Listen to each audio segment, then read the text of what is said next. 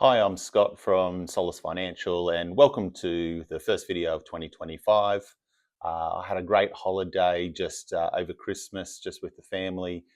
We went down to Coffs Harbour for a week to see my family, and then up to Toowoomba to see my wife Bridie's family. So a little bit of a tree change and a sea change, which was nice. I want to talk about tariffs today, as it's in the news a lot, and just how they affect my clients, some of my clients' most important parts of their lives, their holidays, and their investments. So the first part is just about how tariffs affect the Australian dollar versus the US.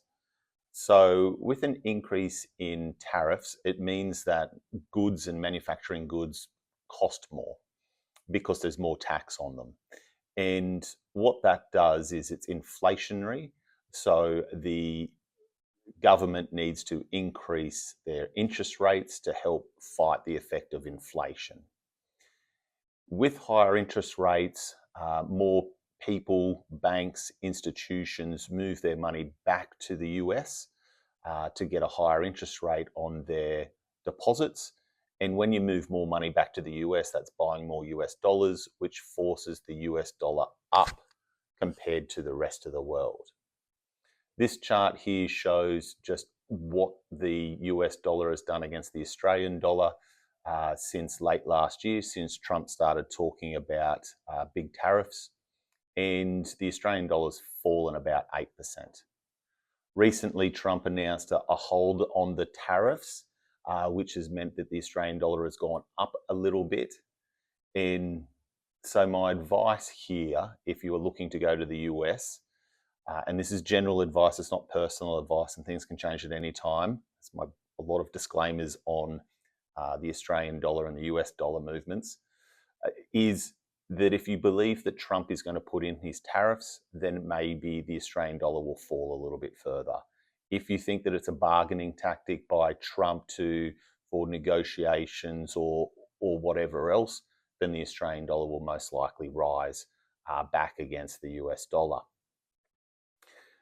It's very, very difficult to predict the US dollar and the Australian dollar movements. This one here is a chart since the year 2000, and it shows that, well, the Australian dollar is about the same as the US dollar from the year 2000. It has its ups and downs, but generally about the same.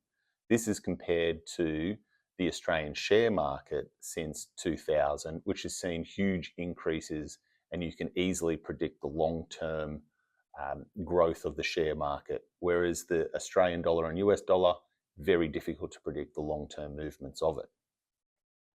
The second part is on the investment side of things. So higher tariffs means that manufacturing goods and products like this cup or a car or anything physical that you can buy should mean that they're more expensive. And when they're more expensive, then generally less are purchased. That can affect the share price of the companies that are making things.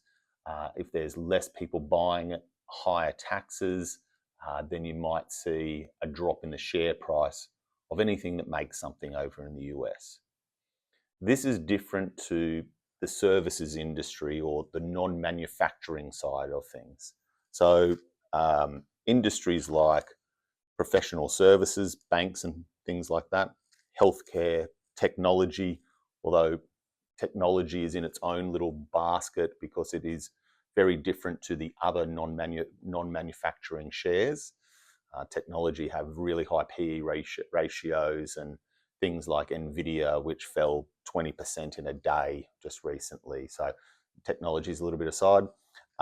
Tourism, transport, and energy, those kinds of businesses and sectors should perform very differently to what manufacturing firms do in the US if you think that tariffs are coming in, which would cause higher inflation and lower profitability. So how are we dealing with this on the investment side? We are holding a little bit more in cash than usual, so that we can take advantage of any big changes in policy or any big unknowns, which dramatically affect the share market in the short term. So we're looking at this to take advantage of any of those short-term volatilities. The other side of it is we have a lot more in the services sector than we do anything in the manufacturing side. So we're very heavy on the services side rather than manufacturing or producing things, so as not to get involved with the tariffs, the potential trade war, things like that. On the traveling side, so what should we do with the dollar and when should we do it? It really does depend on what you think are going to happen with tariffs. If you think they're coming in, then maybe go on holidays or change to US dollars sooner. If you think that it's a big bargaining tactic, then maybe wait a little while and then change it over. I hope that makes sense this month. I look forward to seeing all of you this year. Thank you very much for your time.